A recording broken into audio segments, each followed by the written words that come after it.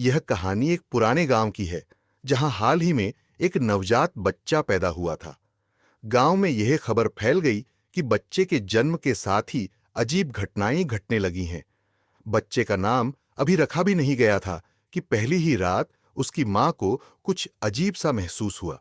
जैसे ही रात का तीसरा पहर आया, बच्चे ने अचानक रोना शुरू कर दिया। उसकी मां ने सोचा कि शायद बच्चा भूखा है, लेकिन उसे दूध पिलाने पर भी बच्चा चुप नहीं हुआ। उसके रोने की आवाज कुछ अलग सी थी, जैसे कि वो डर के मारे चिल्ला रहा हो। मां ने बच्चे को अपनी गोद में लिया और उसी समय कमरे में ठंडक फैलने लगी। ऐसा लग रहा था जैसे वहां कोई अदृश्य साया हो। फिर कमरे में खिड़की के पास एक हल्की सी परछाई दिखाई दी। मां ने देखा कि खिड़की अपने आप धीरे धीरे खुलने लगी है।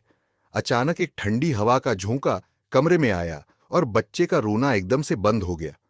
मां और पिता दोनों ने डरते हुए खिड़की बंद करने की कोशिश की, लेकिन उनके पास जैसे कोई अदृश्य ताकत आ गई थी जो उन्हें रोक रही थी। फिर बच्चे ने एक अंतिम चीख मारी और सब शांत हो गया। मां ने जब देखा तो पाया कि बच्चे की सांसें रुक चुकी थीं। वो सन्न रह गई। पूरे कमरे में अजीब सी ठंडक थी और बच्चे के चेहरे पर एक अजीब सी शांति, जैसे किसी ने उसे छुड़ाया हो।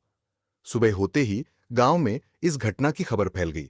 कुछ बुजुर्गों ने बताया कि वर्षों पहले इसी गांव में एक बच्चा रहस्यमय तरीके से गायब हो गया था और माना जाता है कि उसकी आत्मा को कभी शांति नहीं मिली।